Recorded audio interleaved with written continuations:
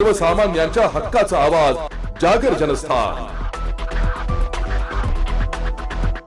तोंडाईचे येथील रावल बँकेच्या 98 कोटी रुपयांच्या भ्रष्टाचार प्रकरणी माजी आमदार अनिल गोटे यांनी मुख्यमंत्री देवेंद्र फडणवीस यांच्यावर गंभीर आरोप केले असून मुख्यमंत्री देवेंद्र फडणवीस यांनी ज्या आरोपींच्या अर्जावर तपासी एजन्सी बदलण्याचे आदेश दिले होते त्यातील 5 आरोपींना सीआयडीने अंतिम आरोपपत्रात वगळल्याचा आरोप माजी आमदार अनिल गोटे यांनी केला असून रावल बँकेच्या भ्रष्टाचारातून जयकुमार रावल यांची आणि त्यांच्या कुटुंबियांचा आरोपपत्रातून नावे वगळण्याची सीआयडीने शिफारस केल्याचा देखील आरोप माजी आमदार अनिल गोटे यांनी केला। या प्रकरणी देवेन भारतीय यांनी सीआयडी तपास करून शकत नसल्याच्या स्पष्टपणे कळवलं होतं, मात्र पुन्हा त्यांना तपास करण्यास सांगण्यामागे मुख्यमंत्र्यांचा स्वच्छ हेतू नसून रावल बँकेच्या भ्रष्टाचार प्रकरणी आपण सर्वोच्च न्यायालयात देखील जाणार असल्याची माजी आमदार अनिल गोटे यांनी सांगितलंय।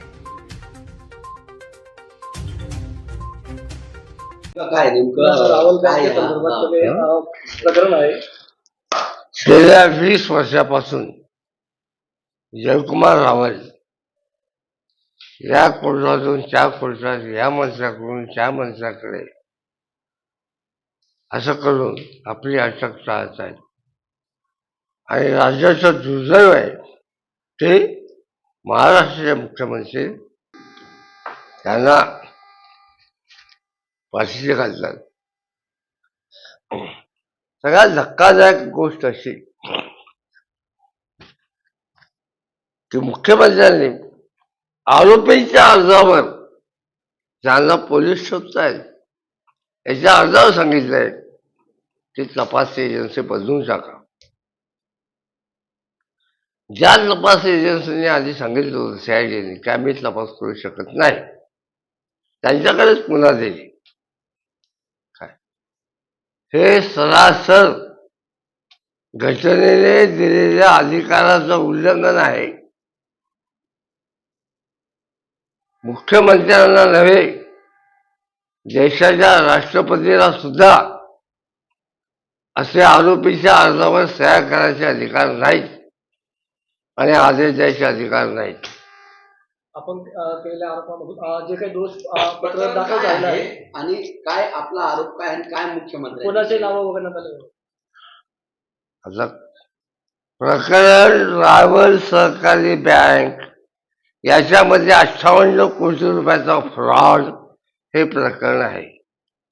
रिझर्व्ह बँकेने 2006 मध्ये त्यांचं लायसन्स रद्द केलं, आपले यांचा व्यवहार बंद केले। 2011 मध्ये लायसन्स रद्द केलं।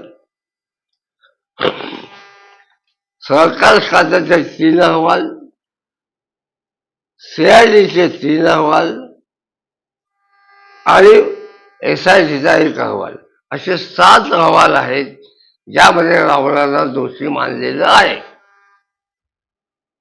आणि आता मुख्यमंत्र्यांनी तपास एजन्सी बदलल्यानंतर शेवटच्या अहवालात रावल, त्यांची आई, त्यांचे वडील, त्यांचे नातेवाईक यांना मात्र वगळण्यात आलेलं आहे आणि जे त्यांचे कौटुंबिक शत्रू आहेत, त्यांचे सख्खे काका, त्यांना मात्र आरोपी केले आहे। कलम अशी लावली आहेत की 7 वर्षापासून तर जन्मठेपेपर्यंत शिक्षा होऊ शकते। आपलं काय मत आहे की हे जे नाव वगळण्यात आले कोणाच्या याच्याने वगळण्यात? अहो काय सांगितलं, मुख्यमंत्र्यांच्या आशीर्वादामुळेच वगळले।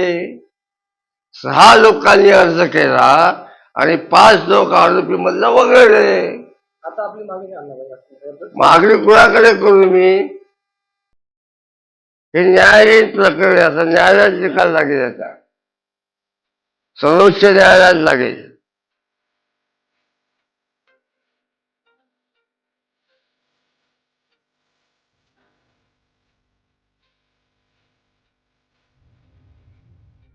जागर जनस्थान करिता प्रतिनिधी रूपक बिरारी रुळे।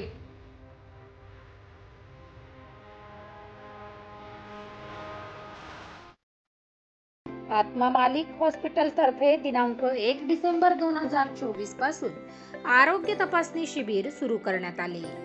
या शिबिरात रुग्णांसाठी अनेक प्रकारच्या तपासण्या आणि उपचार हे सवलतीच्या दरात उपलब्ध आहे. शिबिर 21 जून 2025 जागतिक योग दिनापर्यंत चालणार असून 35,000 रुग्णांपर्यंत शिबिर पोहोचवण्याचे उद्दिष्ट आहे. हॉस्पिटलमध्ये अनेक सुविधा उपलब्ध आहे.